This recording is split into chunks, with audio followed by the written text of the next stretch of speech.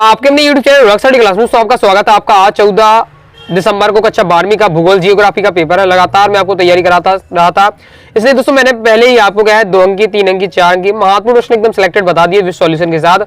वस्तुनिष्ठ प्रश्न रह गए थे, लगातार आप वस्तुनिष्ठ प्रश्न के लिए कमेंट कर रहे थे। इस वीडियो में हम क्या है वस्तुनिष्ठ प्रश्न बता दूंगा मैं आपको सिलेक्ट, इसलिए तैयार कर लीजिएगा। अभी आपके पास पर्याप्त समय है वस्तुनिष्ठ तैयार करने के लिए। क्वेश्चन आंसर भी एक बार रिवीजन करा दूंगा, इसलिए वीडियो को ध्यान से अंत तक देखिएगा। चलिए स्टार्ट कर लेते हैं। सबसे पहले देखिए सही विकल्प चुनकर लिखना है। पहला है आर्थिक भूगोल की शाखा नहीं है, तो कृषि भूगोल इसका आपका राइट आंसर हो जाएगा। बाकी चिकित्सा, निर्वाचन, सैन्य ये आपका क्या है आपको पता ही है, ये अपना भूगोल से अलग ही है क्षेत्र। नेक्स्ट है शुष्क कृषि में निम्न में से कौन सी फसल नहीं बोई जाती है, इसका राइट आंसर आपका हो जाएगा मूंगफली। नेक्स्ट देख लेते हैं। नेक्स्ट है आपका निम्न में से किस प्रकार की कृषि में खट्टे रसदार फलों की कृषि की जाती है, तो इसका राइट आंसर हो जाएगा भूमध्य सागरीय कृषि में। नेक्स्ट देख लेते हैं। नेक्स्ट है अपना निम्न में से कौन सा एकल कृषि नहीं है। तो ये आपको क्या है कमेंट बॉक्स में आपको इसका आंसर आपको बताइएगा। चलिए आगे देख लेते हैं। आगे दोस्तों हमारा नेक्स्ट क्वेश्चन है गैरीसन छावनी नगर नगर है। तो इसका राइट आंसर आपको बताना है अंबाला, वाराणसी, नैनीताल, भिलाई। इसका आपको आंसर भी कमेंट करके बताइएगा जिससे अन्य स्टूडेंट की सहायता हो सके। चलिए आगे देख लेते हैं। आगे हम देखेंगे रिक्तारों की पूर्ति कीजिए। पहला है मानवतावादी विचारधारा का विकास के दशक में हुआ, तो 19वीं सदी के दशक में हुआ। नेक्स्ट है खनिज क्षेत्र को आकर्षित करते हैं, तो कैसे आकर्षित करते हैं जनसंख्या को। नेक्स्ट है भारत की प्रमुख रेशेदार फसल कपास एवं क्या है आपका कपास एवं आपका यहाँ कपास तो पहले से जूट है। नेक्स्ट देख लेते हैं पनामा नहर अटलांटिक महासागर को प्रशांत महासागर से जोड़ती, तो आपको प्रशांत बस आपको इसमें लिख देना। नेक्स्ट है भारत का विशालतम प्रशासनिक नगर जम्मू कश्मीर है। आगे है चैनल टनल पेरिस का दक्षिण इंग्लैंड व उत्तरी फ्रांस जोड़ता है, ये आपका हो जाएगा। नेक्स्ट है सीमांत कृषि श्रमिक एक वर्ष में 183 दिनों से कम काम करता है। ये आपका कंप्लीट हो जाता है। अब 77 देख लेते हैं। 77 में पहला है भारत की प्रमुख खाद्यान्न फसल चावल है। तो इसे क्लियर कर लीजिएगा, आपकी सत्य है। नेक्स्ट है आपका कॉफी रोपण कृषि नहीं है, तो आपका सत्य हो जाएगा। नेक्स्ट है आखेट मानव का प्राचीनतम क्रियाकलाप है, सत्य हो जाएगा। नेक्स्ट है आपका क्वेश्चन विश्व की 90% जनसंख्या स्थल भाग के 10% क्षेत्र में निवास करती है, तो ये आपका सत्य हो जाएगा। नेक्स्ट है भारतीय रेल प्रणाली को 14 रेल मंडलों में बांटा गया, तो ये आपका सत्य हो जाएगा क्योंकि 18 रेल मंडलों में बांटा गया। नेक्स्ट है कोंकण रेलवे का निर्माण वर्ष 1998 में हुआ, तो ये सत्य है। एक बार क्लियर कर लीजिएगा इसे भी। नेक्स्ट है महामारियों से मृत्यु दर में वृद्धि होती है, तो आपका सत्य हो जाएगा। नेक्स्ट है जनसंख्या वृद्धि का प्रमुख कारण मृत्यु दर में कमी होना है, तो ये आपका सत्य हो जाएगा। अब आपके रह जाते हैं ये सही जोड़ियां, चलिए इसे देख लेते हैं। और एक वाक्य सही जोड़ी में अपना इस प्रकार से दी हुई आपके आसपास से। अब आपको मिलाना है, तो यह मैंने आपको पहले से सॉल्यूशन लिख दिया है। देख लेते हैं। पहला भारत की पहली जनगणना, तो भारत की पहली जनगणना कब हुई है? आपका 1872 में हुई। श्वेत कॉलम समय का ये आपके कौन होते हैं? ये आपके द्वितीय क्रियाकलाप से संबंधित। भारत में न्यूनतम भाषाई समूह हो जाएगा आपका चीन तिब्बती। नेक्स्ट है सर्वाधिक ग्रामीण जनसंख्या, तो ये हो जाएगा आपकी बिहार में। नेक्स्ट है सर्वाधिक कपास का उत्पादन, तो ये होता है आपका महाराष्ट्र में। फिर विरल जनसंख्या, तो आपका विरल जनसंख्या है आपका आटा कामा मरुस्थल। फिर नेक्स्ट है औद्योगिक क्रांति का उदय 1750 ईस्वी में। तैयार कर लीजिए सभी। इंपॉर्टेंट है। आगे देख लीजिए एक वाक्य में, तो पहला है इंदिरा गांधी नहर पंजाब में किस बांध से निकली है, तो इसका राइट हो जाएगा हरि के बिराज। नेक्स्ट 2011 की जनगणना के अनुसार भारत का जनसंख्या घनत्व 382 प्रति वर्ग किलोमीटर। नेक्स्ट है विश्व व्यापार संगठन कब बनाया गया, तो 1 जनवरी 1995 को। आगे देख लेते हैं। आगे नेक्स्ट है मानव विकास प्रतिवेदन प्रतिवर्ष किसके द्वारा प्रकाशित किया जाता है, तो संयुक्त राष्ट्र विकास कार्यक्रम UNDP के द्वारा। नेक्स्ट है भारत की 2 प्रमुख तिलहन फसलों के नाम लिखिए, तो मूंगफली, सरसों। नेक्स्ट है कौन सी गतिविधियां रोजगार उपलब्ध कराती है, तो आर्थिक गतिविधियों। इस प्रकार से मैंने आपको सिलेक्टेड क्या है वस्तुनिष्ठ प्रश्न बता दिए हैं। अब आप देख लेते हैं। अब हम देख लेते हैं selected question answer. Question answer में आपको सबसे पहले तैयार करना है भूगोल की परिभाषा। भूगोल आप चैप्टर पढ़ रहे हैं।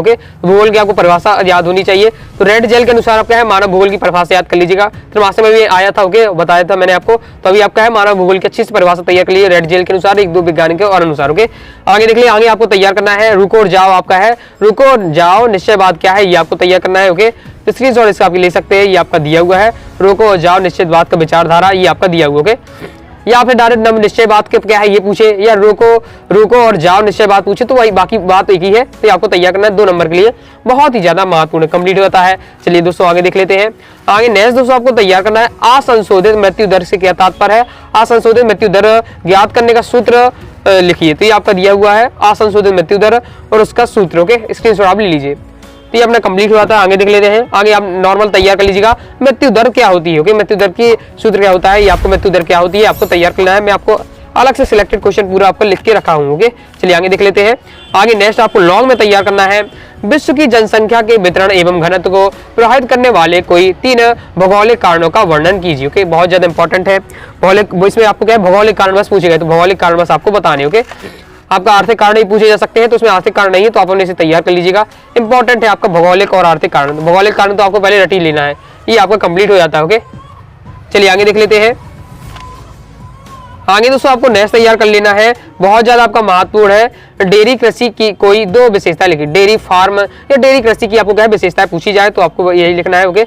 ये आपका दिया हुआ है, कई सारे पॉइंट केवल, लेकिन आपको क्या है 2 से 3 तैयार करना है, 2 नंबर का क्वेश्चन आपका पूछा जाएगा, ओके। ये अपना कंप्लीट होता है।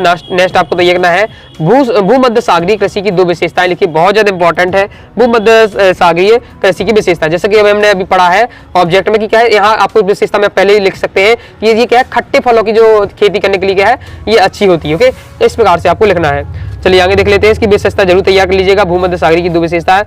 आगे नेक्स्ट आपको तैयार करना बहुत ज्यादा इंपॉर्टेंट है, पहले ही मैं आपको बता चुका हूँ। रोपण कृषि की विशेषता, ओके। रोपण कृषि की विशेषता 3 से 4 पॉइंट आपको तैयार कर लेना। रोपण कृषि की विशेषता ये आपकी दी हुई है। रोपण कृषि की विशेषता स्क्रीनशॉट आप ली, बहुत ज्यादा आपका महत्वपूर्ण है। 8 विशेषताएं दी हुई है, तो आपको वह 3 से 4 एकदम रट लेना है, ओके। रोपण कृषि की विशेषताएं तैयार कर लीजिएगा, स्क्रीनशॉट आप लीजिए। कंप्लीट हो जाता है। चलिए आगे देख लेते हैं, ओके। अब देख लेते हैं नेक्स्ट क्वेश्चन। नेक्स्ट दोस्तों आपको तैयार करना है, क्योंकि लघु उद्योग और क्या है वृहद उद्योग, मतलब जो छोटे उद्योग होते हैं और बड़े उद्योग होते हैं। लघु उद्योग मतलब कुटीर उद्योग, तो कुटीर उद्योग और बहुत बड़े उद्योग होते हैं। कुटीर उद्योग कौन है, तो गांव में खोल ले जाते हैं, बिल्कुल छोटे से घर ही में मतलब खोल लेते उद्योग। और एक बहुत बड़ा विस्तृत उद्योग होता है, जैसे टाटा कंपनी हो गई, ओके। तो ये आपको क्या है इनमें आपको अंतर बताना कि छोटे उद्योग और बड़े लघु वृहद उद्योग में क्या अंतर है, तो ये आप तैयार कर लीजिएगा, ओके। चलिए आगे देख लेते हैं।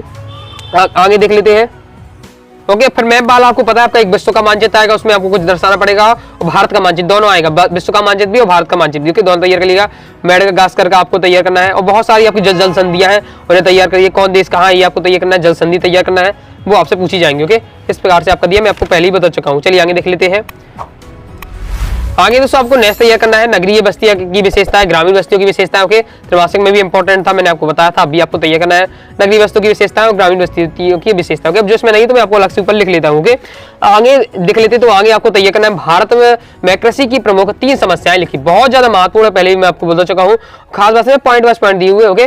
तैयार कर लीजिएगा 4 से 5 पॉइंट, ओके। और इनके अंदर की डिटेल भी 2-2 लाइन आप लिख दीजिएगा, ओके। तो आपको फुल मार्क्स आसानी से मिल जाएंगे 3 नंबर में अगर क्वेश्चन आता है तो याद कर लीजिए। 3 से 4 आपको क्या भारत में कृषि की प्रमुख समस्या, ओके। इजी है, और ये आप जानते हैं कि क्या है कभी बरसात जब चाहिए तो होती नहीं है, ओके। तो ये आप क्या है अनियमित मानसून में निर्भर होता है, कृषि फसलों का निम्न उत्पादन होता है, ओके। भूमि की सुधार में कमी होती है, ये सब के कारण है, ओके। और खेतों का आकार क्या छोटे छोटे होते हैं, ओके। विखंडित होते हैं, विखंडित मतलब कोई का खेत यहाँ है और फिर दूसरा खेत उनका बहुत दूर है, ओके। तो वहाँ दूर तो जाना पड़ता है, ये भी सब होते हैं कृषि की प्रमुख समस्या है। तो आप इस प्रकार से आप लिख सकते हैं। चलिए आगे देख लेते हैं। आगे दोस्तों आपको नेक्स्ट तैयार कर लेना है वायु प्रदूषण के नियंत्रण के 2 उपाय। इसमें क्या है आपके 6 से 7 पॉइंट दिए हैं, कोई भी 2 आप तैयार कर ले कि जो वायु प्रदूषण हो उसे हम कैसे कम कर सकते हैं, ओके। तो ये आपका दिया हुआ स्क्रीनशॉट आप ले लीजिए। जैसे कारों में क्या शीशा रहित पेट्रोल का उपयोग करने से क्या है वायु प्रदूषण कम होगा, ये सब आपको दिया है, ओके। और क्या है साथ ही बिजली के लिए हम क्या है सौर पवन ज्वार ये समुद्री लहर उससे उत्पन्न क्या है ऊर्जा का हम प्रयोग करें, ओके। ये सब आपका दिया, अधिक से अधिक वृक्ष लगाए, ये सब आपके क्या है वायु प्रदूषण को कम करने के उपाय है। इसके बाद आपको नेक्स्ट ये करना है जल प्रदूषण को नियंत्रण करने के उपाय। तो जल को प्रदूषण हो रहा है उसको हम कैसे कम कर सकते हैं, तो इसका अब ये दिया है सॉल्यूशन, जिसमें हम क्या है नदी तालाब में हम क्या है अपने जो पशु होते हैं उनके गाय भैंस नहलाते हैं, कपड़े भी धोते हैं, ओके। गाड़ियां भी धोने जाते हैं अपने क्या है तालाब वगैरह में, तो इससे भी क्या है आपका क्या जल प्रदूषण होता है। इस प्रकार से लिखते हैं कारखानों से जो क्या है गंदा पानी निकलता है वो सीधे क्या है नदी और तालाबों में डाल दिए जाए, जिससे प्रदूषण होता है। ये आप किस प्रकार से लिखना है, तो इन्हें किस प्रकार से हम क्या है आपको क्या है नियंत्रण कर सकते हैं, वो आपके उसके उपाय बताने हैं। साथ ही आपको नेक्स्ट ये करना है वायु प्रदूषण के 2 प्रभाव, ओके। मानव में वायु प्रदूषण के क्या प्रभाव, ओके। तो ये आपका दिया हुआ कि कौन से रोग हो जाते हैं, ये आपको बता देने हैं, स्क्रीनशॉट लीजिए, ओके। जैसे फेफड़ों संबंधी सांस श्वसन संबंधी में क्या रोग हो जाते हैं वायु प्रदूषण से, ये आपका दिया है, ओके। तैयार कर लीजिएगा। और इसके बाद आपको क्या है भारत के मानचित्र से संबंधित आपके क्वेश्चन पूछेंगे, तो इससे भी आपको तैयार कर लीजिएगा, ओके। ये आपका दिया हुआ है, ओके। स्क्रीनशॉट ले लीजिए। अब इसमें आपको तैयार कर लीजिएगा क्या है इंदिरा गांधी नहर कहाँ है, छोटा नागपुर पठार, ओके। मुंबई कहाँ है, चेन्नई कहाँ है, ये आप तैयार कर लीजिएगा, ओके। तो ये था मैंने आपको क्या है भूगोल के क्लास 12th के इंपॉर्टेंट क्वेश्चन बता दिए वार्षिक अर्धवार्षिक परीक्षा के लिए। आई होप दोस्तों आपको वीडियो लाइक करें, चैनल सब्सक्राइब जरूर करिएगा। कोई डाउट हो कमेंट बॉक्स में जरूर पूछ लीजिएगा। टेलीग्राम चैनल को ज्वाइन किया, टेलीग्राम चैनल व्हाट्सएप चैनल सभी जगह जुड़ जाइएगा। मिलते हैं नेक्स्ट वीडियो में, तब तक के लिए बाय बाय।